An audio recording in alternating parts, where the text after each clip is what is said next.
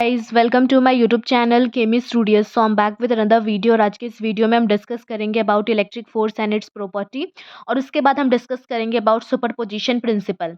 सो हमारा electric force क्या है? So it is a basic force that act between two charges. दो charges के बीच में जो फोर्स एक्ट करता है वो है हमारा इलेक्ट्रिक फोर्स। ठीक है, ये हमारा लॉन्ग रेंज फोर्स है, ये कंजर्वेटिव नेचर का होता है। ठीक है, इट इज़ कंजर्वेटिव फोर्स और ये अट्रैक्टिव भी हो सकता है, रिपल्सिव भी हो सकता है। Electric force may be exerted between a charged object and an uncharged object. कहने का मतलब है कि इलेक्ट्रिक फोर्स जो है वो एक चार्ज्ड और एक अनचार्ज्ड ऑब्जेक्ट के बीच में भी एक्ट कर सकता है। Electrostatic repulsion is the confirm test for the presence of charge on two bodies. This is the VVI point. ये बहुत बार इससे प्रीवियसली भी क्वेश्चन आ चुका है, गिव रीजन में भी। So you have to mention कि इलेक्ट्रोस्टैटिक अट्रैक्शन नहीं, repulsion. Repulsion is the confirm test for the presence of charge on two bodies. Now आपका जो ये इलेक्ट्रिक फोर्स है ये एग्जाम्पल है सेंट्रल फोर्स का। ठीक है, कहने का मतलब है कि अगर कोई चार्ज्ड बॉडी है, ठीक है, और जो कोई दो बॉडी है उसके बीच में जो इलेक्ट्रिक फोर्स लग रहा है, ठीक है, तो वो सेंटर से कैलकुलेट होगा। ठीक है, दोनों के सेंटर से।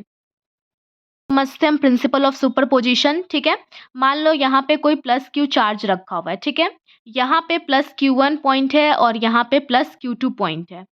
तो अब क्या होगा कि इस Q1 से यहाँ इस पे जो फोर्स लगेगा, इस प्लस Q चार्ज पे जो फोर्स लगेगा वो इस डायरेक्शन में लगेगा, जिसको कि हमने F1 लिख दिया। ठीक है, और ये Q2 की वजह से, Q2 चार्ज की वजह से जो फोर्स लगेगा इस प्लस Q पे वो इस डायरेक्शन में लगेगा। सो अगर आपको बोला जाए कि अब आपको इस प्लस Q चार्ज पे कितना फोर्स लग रहा है, उस नेट फोर्स को आपको कैलकुलेट करना है। सो नेट फोर्स क्या होगा, तो उसको हम लोग वेक्टर की तरीके से करेंगे। ठीक है, तो वेक्टर सम से उसका कैलकुलेशन होगा।